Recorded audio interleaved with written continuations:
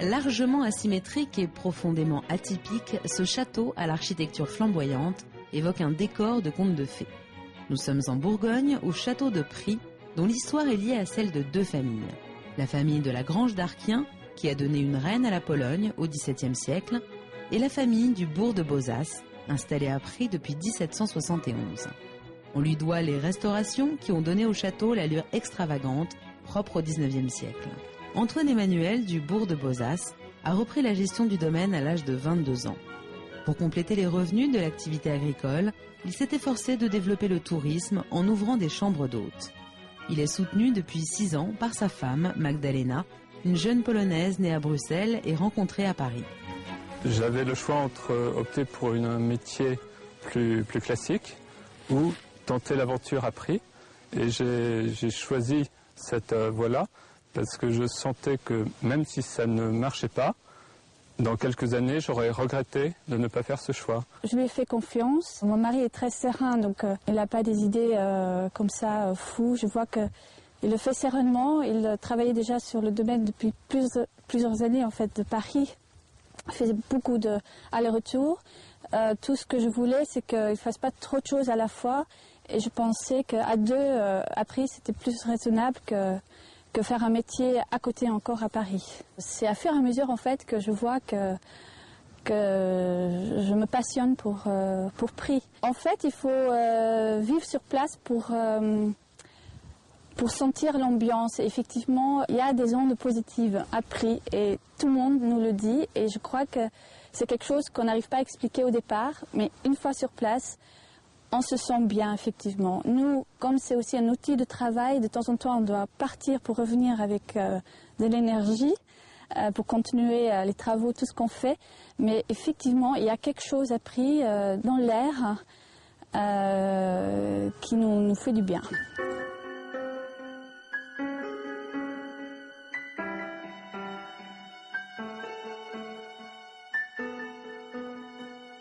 Les douves qui forment un arc de cercle devant le château rappellent qu'il y a eu au Moyen-Âge une première forteresse.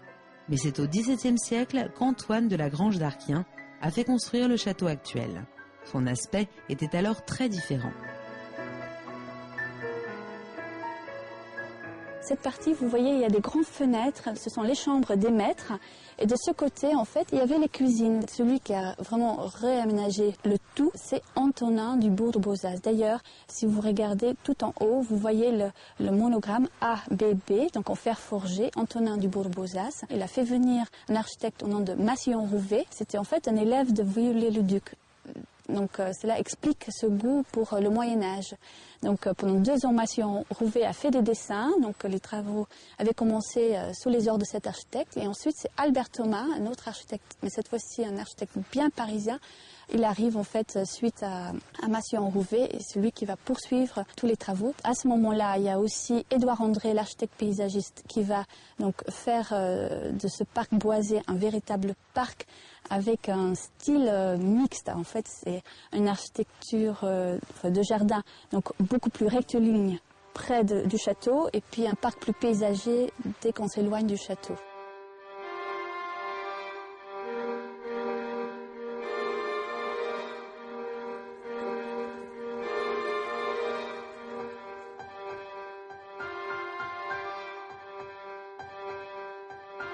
Nous nous trouvons maintenant dans le grand salon du château. En fait, c'est dans le pavillon neuf construit par Albert Thomas à la fin du 19e siècle. Donc, c'est une partie rajoutée au bâtiment 17e. Donc, on se trouve dans un cadre fin 19e avec une cheminée avec des colonnes en bois torsadées. Vous voyez des fleurs de lys partout.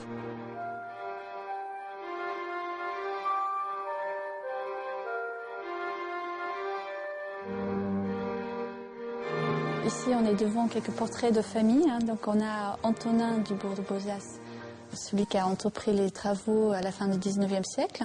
Puis, on voit son fils, Antoine, et son deuxième fils, donc son fils cadet, Robert du bourg de Bozas. Donc, normalement, Robert devait reprendre Pries. Mais il est parti en mission scientifique. C'était une mission qui s'appelait Mission scientifique du bourg de Bozas, de la mer Rouge à l'Atlantique à travers l'Afrique tropicale. mais il décède sur place en 1902. Donc c'est son frère Antoine qui va reprendre le château. Son fils Emmanuel était le grand-père du mari de Magdalena. C'est lui qui a fait vivre ce prix jusqu'à sa mort dans les années 90.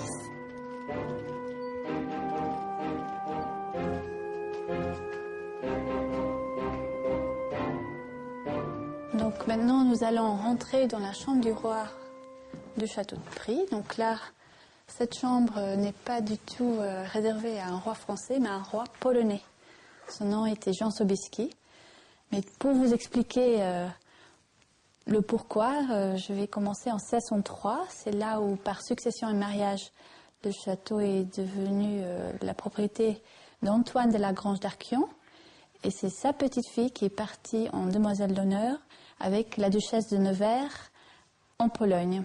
La duchesse de Nevers, Marie de Gonzague, épouse deux rois successivement, en fait, d'abord avec Ladislas IV et ensuite avec Jean Casimir. Donc, Marie de la Grange d'Arquion évolue dans cette cour en Pologne. Et là, elle rencontre d'abord un prince, Zamoyski, qui meurt. Et en fait, elle va épouser en secondes noces le roi Jan Sobieski. En fait, à l'époque, il était maréchal. Et ensuite, il va être élu roi. C'est comme ça qu'elle va devenir la reine de Pologne. En Pologne, les rois sont élus. Et en fait, Marie de la Grange d'Arquion, étant reine, voulait s'approcher du roi Louis XIV. Mais Louis XIV l'a jamais accepté comme une cousine, parce qu'en France, on devient roi par droit divin. Jan Sobieski était pourtant un personnage très important, non seulement dans l'histoire de la Pologne, mais aussi dans celle de l'Europe. C'est lui en effet qui a arrêté la progression de l'Empire ottoman lors de la fameuse bataille de Vienne en 1683 et que l'on a surnommé par la suite le sauveur de la chrétienté.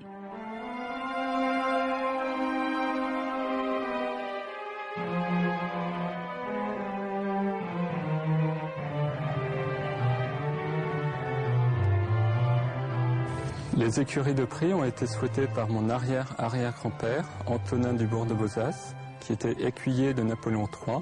Il a vécu à la cour impériale jusqu'à la chute de l'Empire. Ce sont des écuries monumentales qui permettent d'abriter un équipage de chasse à courre. Il y a également des stalles pour des chevaux de labour, une vacherie. Il y avait également à l'époque une laiterie et une étable pour les vaches laitières. On remarque sur le dôme une devise, une date. La devise est « Rien ne m'arrête », qui était sa devise personnelle pour ce projet. Et en effet, rien ne l'arrêtait dans la construction de ces écuries. Et la date 1888, qui est la date d'inauguration de ces écuries. Sur ce fronton, ce qu'il y a notamment de remarquable, ce sont les sculptures de têtes de chevaux qui supportent les tailloirs des colonnes.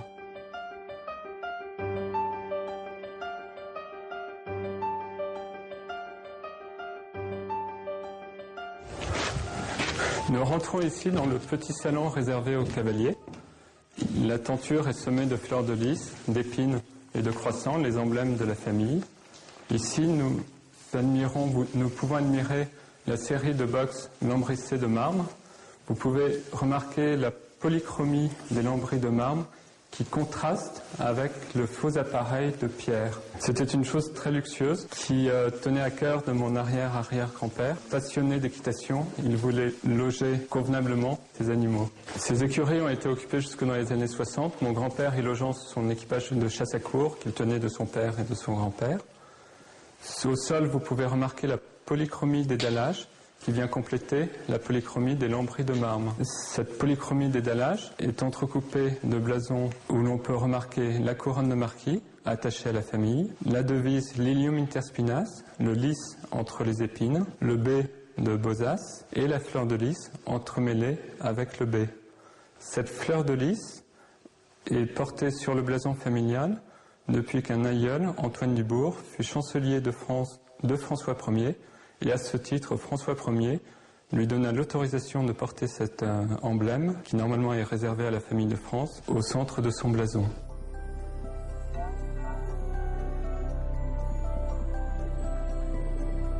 Chaque détail permet ainsi d'évoquer une partie de la longue histoire familiale liée au château. Une histoire qui explique l'attachement d'Antoine Emmanuel pour Pries, mais dont il refuse de se sentir prisonnier. Quand j'ai repris Pries, je l'ai vraiment ressenti comme un choix personnel. Je crois qu'il faut vraiment avoir envie de faire ce pari. Sinon, on peut tenir 1 an, 2 ans, 3 ans.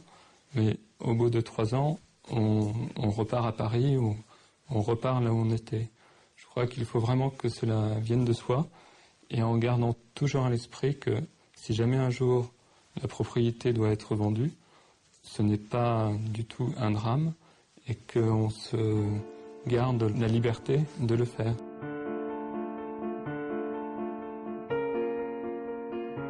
Si jamais cette propriété devait mettre en péril l'équilibre familial, il y a sûrement un acquéreur qui serait ravi de tenter l'expérience. Donc je le ressens vraiment comme ça.